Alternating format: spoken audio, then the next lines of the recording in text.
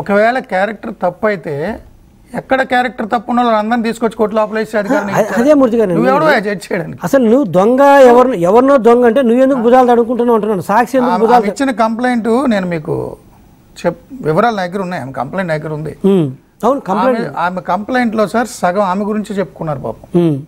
ఆమె ఏ స్కూల్లో చదివారు, 1వ తరగతి నుంచి MBBS వరకు ఆమె డిస్టింక్షను, 7 సంవత్సరాల పాటు ఆమె శారదా కోర్స్ చేశారు భరతనాట్యంలో. ఆమె miss Gujarat, miss university Gujarat, ఆమె అమెరికాకు సంబంధించిన ప్రాక్టీస్ చేయదగ్గ అర్హతకు సంబంధించిన అన్ని పరీక్షలు పాస్ అయ్యారు. లైఫ్లో ప్రతి సంవత్సరం ఆమె డిస్టింక్షన్ తోటే పాస్ అయ్యారు. ఆమె తల్లి రిజర్వ్ బ్యాంక్ మేనేజర్తో పాటు గోల్డ్ మెడలిస్ట్ కూడా ఎకనామిక్స్లో. ఆమె తండ్రి నేవీ ఆఫీసర్లో చీఫ్ ఇంజనీర్గా చేశారు, మర్చెంట్ నేవీలో. ఆమె తమ్ముడు చాలా గొప్ప సర్జన్, డెంటల్ సర్జన్, దుబాయ్లో చాలా పెద్ద కంపెనీకి ఓనరు. తన జీవితంలో ఈ ఇష్యూకు ముందు ఏ కేసులు లేవు. ఇవన్నీ ఆమె ఎక్స్ప్లెయిన్ చేశారు. ఆమె క్యారెక్టర్ లేదని చెప్తున్న వ్యక్తికి సంబంధించిన క్యారెక్టర్ గురించి కూడా ఆమె రాశారు. ఎన్ని కేసులు ఉన్నాయి, ఆ కేసులు కూడా ఎలక్షన్ అఫిడవిట్లో 2014లో ఆయన వైసీపీ తరపున పోటీ చేసినప్పుడు పెనమలో నుంచి అనుకుంటా ఎలక్షన్ అఫిడవిట్లో వేసాడు ఆయన మీద ఎన్ని కేసులు ఉన్నాయో. ఆయన దగ్గర క్రిమినల్ ట్రాక్ రికార్డు ఉన్న వ్యక్తి గొప్పవాడట. ఈమె గురించి రాయరు. ఇప్పుడు నేనేమన్నంటే ఎన్నో కేసులు ఉన్నాయని సాక్షిలో రాతారు. ఈరోజు ఎవరి మీద కేసు ఉన్నా కూడా అది పబ్లిక్ డాక్యుమెంట్. ఎందుకంటే ఆన్లైన్లోకి వెళ్తే ఎవరి ఎఫ్ఐఆర్ అయినా డౌన్లోడ్ చేసుకోవచ్చు. నువ్వు ఎందుకు ఎఫ్ఐఆర్లో డౌన్లోడ్ చేసి పెట్టవు నీ సాక్షిలో? ఆ అమ్మాయి మీద ఇదిగో XYZ లేకపోతే 1, 2, 3, 4 కేసులు మహారాష్ట్రలో ఇక్కడ, గుజరాత్ ఇక్కడ, ఇంకో స్టేట్లు ఇక్కడ ఎంతసేపు ఉన్నాయని రాత్రి తప్పితే ఒక ఎఫ్ఐఆర్ పెట్టారు. ఇప్పుడు జగన్మోహన్ రెడ్డి గారి మీద మేము 11 కేసులు ఛార్జ్ షీట్లు ఫైల్ చేశాను. బండిల్స్ పేపర్ తీసుకొచ్చి మీ చూపించాము మూర్తి గారు. అంటే నేను ఏమంటే సాక్షికి ఎందుకు భుజాలు తగ్గుతుంది? ఇప్పుడు నా ప్రాబ్లం ఏంటంటే సుబ్బారావు అన్న దానికి నేను మిమ్మల్ని క్వశ్చన్ అడుగుతాను.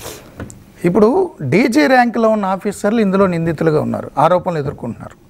డీజీ ర్యాంకులో ఉన్న ఆఫీసర్స్ తన కింది ర్యాంకులో ఉన్న ఆఫీసర్స్ని థ్రెటన్ చేసే అవకాశం ఉంది కదా. 100% అందులో డౌట్ ఏముంది? మరి వాళ్ళని సస్పెండ్ చేయకుండా మీరు ఎలా చేయగలరు?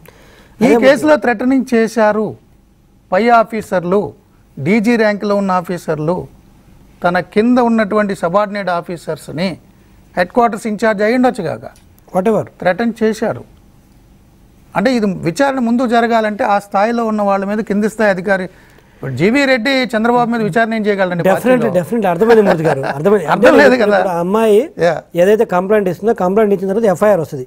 ఎఫ్ఐఆర్ ఇస్తే అక్యూజ్డ్ 1, 2, 3, 4 వస్తుంది. అందులో ఎవరు అక్యూజ్డ్కి వస్తే ఒకవేళ వాళ్ళు సోకాళ్ళు ఇప్పుడు మనం మాట్లాడుకుంటున్న IPS ఆఫీసర్స్ ఉంటే డెఫినెట్గా ఇమీడియట్గా ఎఫ్ఐఆర్ బుక్ అయినా గంటకు వాళ్ళనైతే సస్పెండ్ చేయాలి. అందులో రెండో అనుమానం లేదు.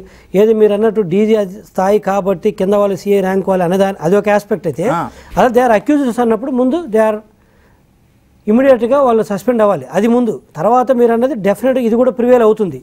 ఏంటిది? కింది స్థాయి CI స్థాయి అధికారి డీజీ స్థాయి ర్యాంక్ అధికారులు ఇన్వెస్టిగేట్ చేయాలంటే కొంచెం ఇబ్బంది ఉంటుంది వాళ్ళకి. సో డెఫినెట్గా అది అవ్వాలి. అండ్ ఇమీడియట్గా నాకు తెలిసి వాళ్ళని అరెస్ట్ కూడా చేయాలి. ఎందుకంటే అవన్నీ అటెంప్ట్ మర్డరు, అటెంప్ట్ రేపు, మరి ఇంకా ఎఫ్ఐఆర్ చూడాలి, వచ్చిన తర్వాత చూద్దాం what they are what is making.